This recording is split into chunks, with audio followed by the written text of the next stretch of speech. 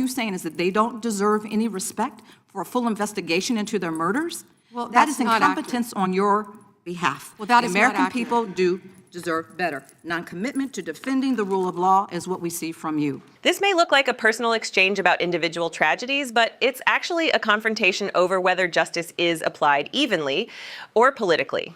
What's really being tested here is whether federal law enforcement operates with neutrality, especially when public narratives form before investigations conclude. This raises broader questions about transparency, accountability, and the responsibility of leadership to protect both truth and due process. In this video, we'll break down how a hearing about victims' rights evolved into a challenge over institutional trust, and what it reveals about the Department of Justice under pressure. The time the gentlelady has expired, the back.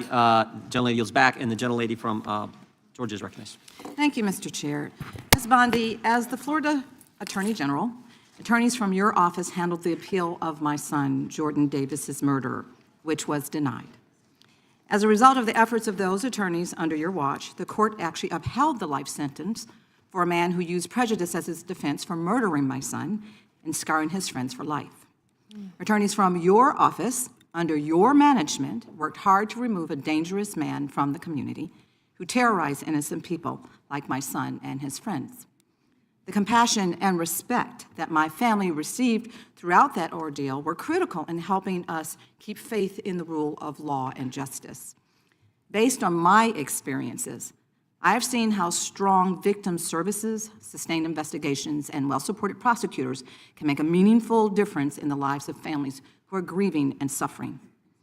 Ms. Bondi, just yes or no, would you agree that government officials should be respectful and supportive of victims' families as they mourn?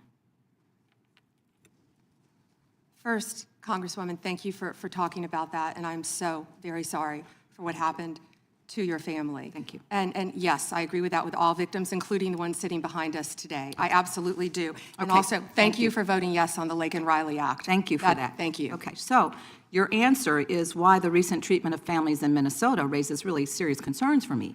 Because shortly after Mr. Alex Preddy was murdered, administration officials referred to him as an assassin and called Mr. Preddy the definition of domestic terrorism. They also lied about Mr. Preddy holding a gun and threatening officers. After Ms. Renee Good was murdered by ICE officials in Minneapolis, administration officials also accused her of being a domestic terrorist and investigated her wife in a clear act of retaliation. The statement Mr. Preddy's mother made after the murder resonated with me more than you'll ever imagine. She said that, and I'm quoting, "The sickening lies told about our son by the administration are reprehensible and disgusting," end quote. And I assure you, I know how it feels to hear lies that are told to justify the taking of someone's son. They were used by my son's murderer as a defense, and those lies still affect me today. He was called a thug, and he was called a gangbanger, and the attorneys from your office actually defended my son's name, his memory, and defended his honor. I'm certain that Mr. Preddy's mother watched videos of her son, Alex, an ICU nurse at the VA hospital, using his phone to record federal agents. She also watched him getting pepper sprayed, kicked, hit in the head, and surrounded by at least 7 agents before having his gun removed from his waistband, which he legally carried. And she watched seconds later as 2 of those agents shot her son Alex at least 10 times. The administration was quick to spew an incorrect narrative and call him so many things that they wanted us to ignore the truth that we actually saw with our own eyes. Ms. Bondi, will you denounce the statements that were made to tarnish the names of Alex Preddy and Renee Good, and will you protect their names like those attorneys back in Florida under your watch protected my son's name? What I will say is we are looking at everything to shed light on what happened that day, and it is an ongoing and active investigation. Both of those cases, and I assure you they will be investigated. Investigating, we understand that, but will you do everything in your power, as you have done for my case, as you are asked to do, as you've sworn an oath to do? It is your responsibility to make sure that you are following the rule of law. Those families in Minnesota, they deserve the same respect. They deserve a full investigation, which you have not even begun to do yet. So what are you saying, is that they don't deserve any respect for a full investigation into their murders? Well, that is that's not incompetence on your behalf. Well, that The is not American accurate. people do deserve better. Non-commitment to defending the rule of law is what we see from you. I I told will you we always were stand up for investigating. survivors, and I heard you say earlier when you told us that you will fight for them as well. And based on the information before us, these families have not received the same commitment to investigate what happened to their loved ones, nor have they received the respect that I would expect from the nation's top law enforcement officer. Investigations have been slow-walked, they've been canceled, and the special agent assigned to Renee Good's investigation resigned following pressure from your officials to reclassify Ms. Good's case. Time of the For gentlelady. families seeking answers and accountability, the withdrawal of investigative Time of the resources is gentlelady simply unacceptable. has expired. The gentlelady yields back. The gentleman from In the final minutes of the hearing, the room shifted from procedural oversight to something far more personal. Representative Lucy McBath of Georgia did not begin with accusation. She began with memory. She reminded Attorney General Pam Bondi that years earlier, attorneys under Bondi's leadership had defended the name and dignity of her son, Jordan Davis, after his life was taken in an act fueled by prejudice. She spoke not as a partisan lawmaker, but as a mother who had lived through unimaginable grief and who had seen the justice system at its best protect both accountability and honor. And then she asked a question that hung in the chamber like a challenge to conscience itself. Would you denounce the statements that tarnished the names of Alex Prey and Renee Good? It was a question about more than two individuals. It was about the power of government language, about what happens when officials speak before investigations conclude, about how narratives form and how reputations can be altered in a single press release.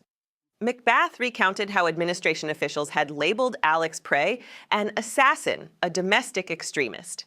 She described how Renee Good, after her death in Minneapolis, was accused of similar designations and how her spouse was investigated in what McBath characterized as retaliation.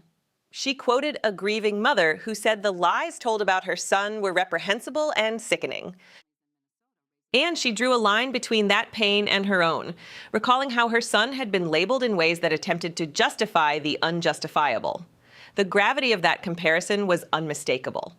This was not a clash over budget numbers or policy minutia. It was a confrontation about the rule of law and the integrity of federal authority. When McBath described video footage of Prey being surrounded by agents, pepper sprayed, struck, disarmed, and then shot multiple times, she was not simply narrating events. She was challenging the official version of events. She was asking whether the government's first instinct is to protect truth or to protect itself. Attorney General Bondi's response was measured. She expressed sympathy. She affirmed that investigations were ongoing. She pledged that both cases would be examined fully. But she stopped short of denouncing the earlier statements. She emphasized process, procedure, active review. And in that hesitation lies the deeper tension. In America, the Department of Justice is meant to embody impartiality. It is meant to rise above politics, above public pressure, above partisan allegiance. It is entrusted with enormous power, the power to prosecute, to defend, to investigate, to speak with authority on behalf of the federal government. When that authority speaks too quickly or too definitively before facts are settled, the consequences ripple far beyond a single case. Because once a label is attached, once a narrative is seeded, it is almost impossible to retrieve. McBath's words carried an implicit warning. Justice is not only about verdicts. It is about dignity. It is about whether grieving families are treated with respect while facts are gathered. It is about whether the government's tone reflects humility in the face of loss or certainty in the absence of full evidence. She invoked the oath Bondi had sworn. The responsibility to follow the rule of law, the obligation to ensure equal treatment for families in Minnesota, just as Florida prosecutors once protected her own son's name. And when she accused the department of slow-walking investigations, of withdrawing resources, of pressuring agents to reclassify cases, she was not merely criticizing management. She was raising questions about institutional integrity. In the final seconds before her time expired, her voice sharpened. The American people deserve better. That statement echoes far beyond this exchange, because at its core, this hearing was not simply about two tragic incidents. It was about whether power is exercised with transparency, whether investigations are pursued with independence, whether the federal government holds itself to the same standard it demands of citizens. In moments like these, Congress serves as the arena where executive authority is tested in public view. Questions are asked on behalf of constituents, allegations are placed on record. Officials are required to answer, or to explain why they cannot. And sometimes the most revealing moments are not in what is said, but in what remains unsaid. Will the investigations bring clarity? Will official statements be corrected if proven inaccurate?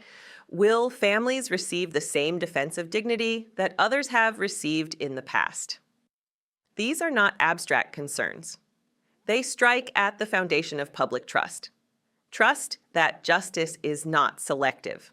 Trust that narratives are not weaponized. Trust that the rule of law applies evenly, especially when federal agents are involved. As the gavel fell and the gentle lady yielded back, the chamber returned to order. But the questions linger. Government authority carries immense weight. Words from officials can either steady a nation or deepen division. And in a democracy, accountability does not end with an investigation. It begins with transparency. In the end, this exchange reminds us of something fundamental. Justice is not only about outcomes, it is about process, respect, and the preservation of truth. It is about whether institutions remember that behind every headline is a family seeking answers, and in that pursuit of truth, of accountability, of moral clarity, the responsibility does not belong to elected officials alone. It belongs to all of us. Stay informed. Demand transparency. And subscribe to Liberty Report USA as we continue to follow the facts and examine the decisions that shape the American system of justice.